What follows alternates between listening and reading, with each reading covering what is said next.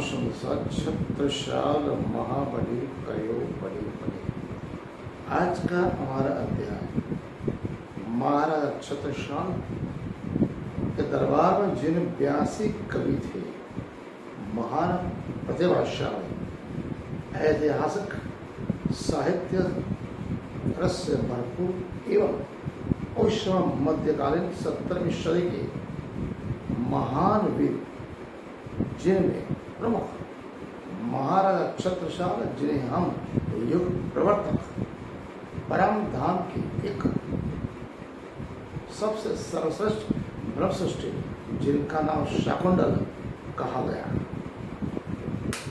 महाराजा छत्रसाल का इस धराधाम पे प्रादुर्भाव केवल और केवल राजा महाराजा के रूप में नहीं, छोटे से जनमानस के रूप में नहीं, लेकिन समग्र भरत खंड की रक्षा, मुगल से बुंदेलखंड के साथ साथ समग्र भारत वर्ष की स्वतंत्रता, हिंदू धर्म की रक्षा, देव संस्कृति की स्थापना, हिंदू धर्म में जो रंग, वर्ण, भेष, जाति, देश, काल, परिभाषा में जो भेदभाव था, उसको प्रभु श्री प्राणनाथ के आध्यात्मिक दर्शन, प्रभु श्री प्राणनाथ की आध्यात्मिक विचार सरणी, राजकीय सामाजिक उत्थान, राष्ट्र भक्ति, शौर्य और वीर पराक्रम से भरपूर महाराजा छत्रसाल का दरबार में जो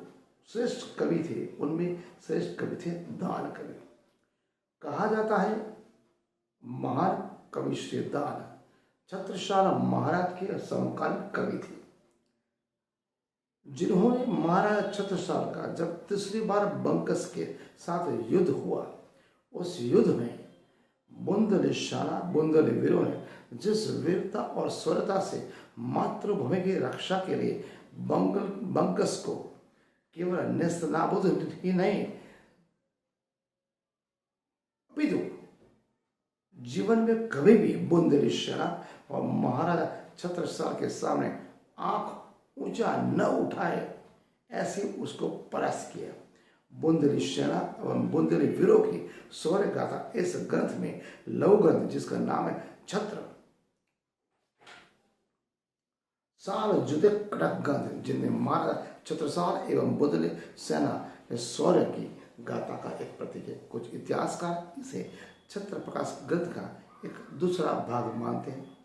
इस दान कवि ने महाराज छत्रसाल एवं छत्रसाल बुंदेली वीरों के लिए जो लिखा है, वो मैं आपको सुनाना चाहता हूँ। जो यह कथा चित देश सुने, छत्रसाल की नामा गुणे, हो तो विहानी जबी है जाग ताकि बाड़ो बड़ो प्रताप।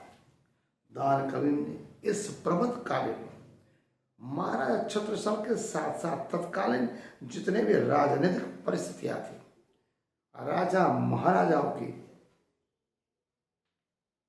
जो राजनीतिक परिस्थितियां, जिनमें हिंदू धर्म, क्षत्रिय राजा मुगल सल्तनत के तलवे चाटती थी, उसका सचोट निरूपण उन्होंने किया।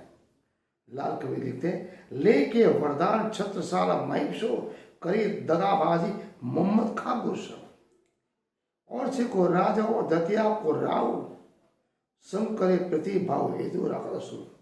कहने का तात्पर्य, हमारे हिंदू धर्म संकट में कैसे पड़े, भरतखंड संकट में, गुलामी में कैसा है, हम अंदरों ही अंदर एक दूसरे से लड़े राजनीति के लिए, अपने कुछ प्रलोभन जो मुगल सल्तनत देती थी, अपने ही भाइयों राजा महाराजों को हितेची न बनकर ईर्षा, द्वेष और वेर और दुश्मन से, और मोहम्मद खां बंगस जो औरंगजेब बादशाह का महान सेनापति था, उससे साथ और साथ के दतिया के राजा मिले।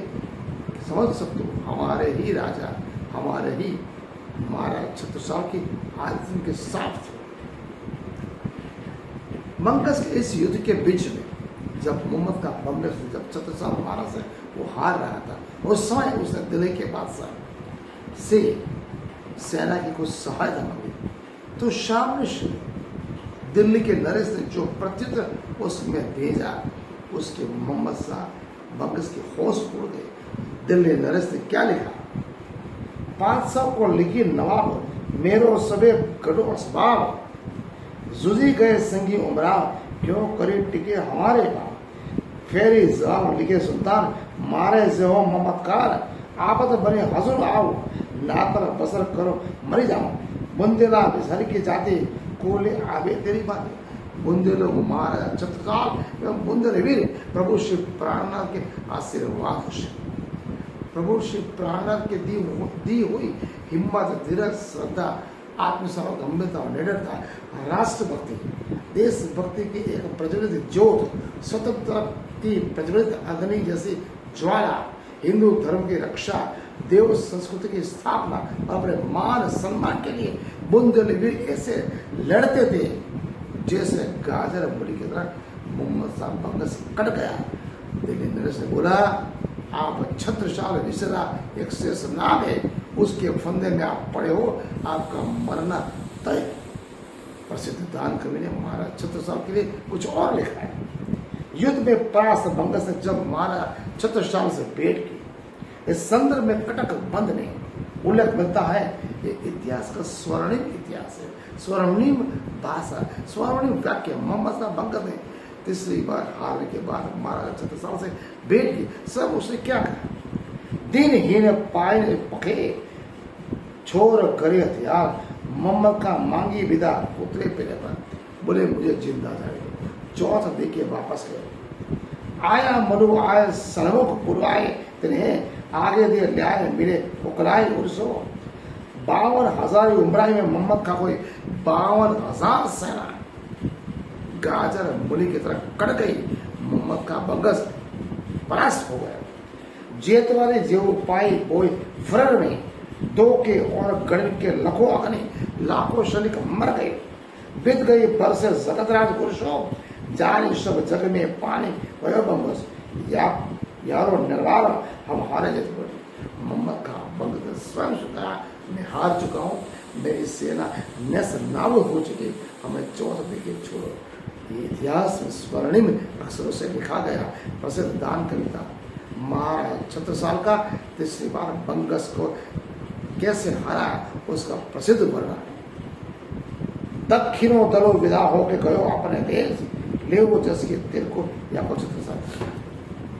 ये युद्ध ऐसा रहा, इसके बाद दिल्ली नरेश कोई भी सुबह सरदार, वजीर या कमांडर ऑफ चीफ सेनापति कभी भी महाराजा छत्रसाल के साथ युद्ध नहीं है। ऐसे महाराजा छत्रसाल युग प्रवर्तक क्यों कहे गए? प्रभु श्री प्राणनाथ ने समग्र भरतखंड में सभी राजा महाराजा को टटोला। राष्ट्रभक्ति, देशभक्ति, हिंदू धर्म की रक्षा, देव संस्कृति की स्थापना, अपने भरतखंड को स्वतंत्र कराना, केवल और निजी हित जिसके पास हो उनको भी उन्होंने टटोला। एक भी राजा महाराजा छत्रसाल के पांव के बराबर नहीं मिला। प्रभु श्री प्राणनाथ को केवल और केवल भरतखंड में छत्रपति शिवाजी के बाद एक हिंदू धर्म रक्षक, जिन्हें हम नर व हिंद कैसे कहते हैं, जिन्हें युग प्रवर्तक प्रणामी संप्रदाय में, सुख प्रणामी धर्म में छत्रसाल महाबली नरबली हिंद के श्री कालजाई शेषना विजय राजा रक्षा नाम से जाता था। आज 5वें प्रकरण में दान कवि का मैंने विस्तृत वर्णन किया। आज का अध्याय हम पूर्ण करते हैं।